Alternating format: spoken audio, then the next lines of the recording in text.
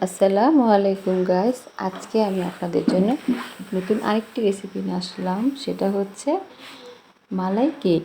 তো দুধ সুজি ছাড়াই খুব সহজে মালাই কেক তৈরি করা যায়, সেটাই আমি আজকে আপনাদের সাথে শেয়ার করব। খুবই সুস্বাদু হয়, অনেক মজা হয়। তো এখানে আমি পাউরুটি স্লাইস নিয়ে নিয়েছি 6 পিস। তো আপনারা চাইলে বেশিও নিতে পারেন, কমও নিতে পারেন।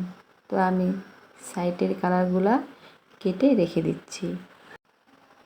তো আমার কাটা কমপ্লিট।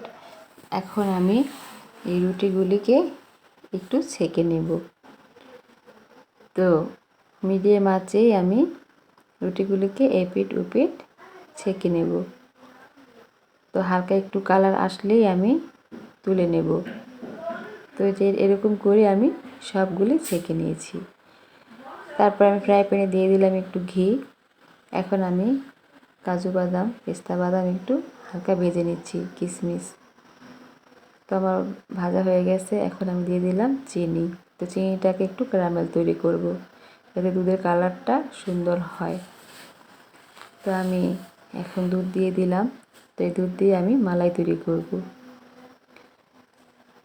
তো এখানে দিয়ে দিচ্ছি স্বাদ মতো চিনি। তো আমি এখানে দিয়ে দিচ্ছি কর্নফ্লাওয়ার। কর্নফ্লাওয়ার দিলে একটু ঘন হবে, মালাইটা একটু ঘন হলে খেতে খুব ভালো লাগে। তো এইভাবে মালাই কেক তৈরি করবেন, খেয়ে দেখবেন অনেক সুস্বাদু হয়।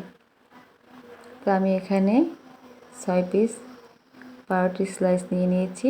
তারপর এখানে আমি মালাইটাকে ঢেলে দিচ্ছি। তো গরম অবস্থায় এই মালাইটা ঢেলে দেব, তাহলে ভিতরে প্রবেশ করবে, কেকটা খুব নরম হবে। এভাবে মালাই কেক তৈরি করবেন, খুবই অল্প সময় লাগবে। অল্প উপকরণ দিয়েই মালাই কেক তৈরি করা যায়। তো এখানে আমি বাদাম কিশমিশ ছিটিয়ে দিলাম। তারপর আমি সুন্দর করে ঢেকে এখন আমি ফ্রিজে রেখে দেব 1 ঘন্টার জন্য। তো এখন আমি নামিয়ে নিয়েছি। এখন আপনাদেরকে কেটে দেখাবো। দেখতেই পাচ্ছেন কতটা সুন্দর, কতটা নরম হয়েছে। এভাবে ঠান্ডা ঠান্ডা ডেজার্ট তৈরি করে খেতে খুবই মজা হয়।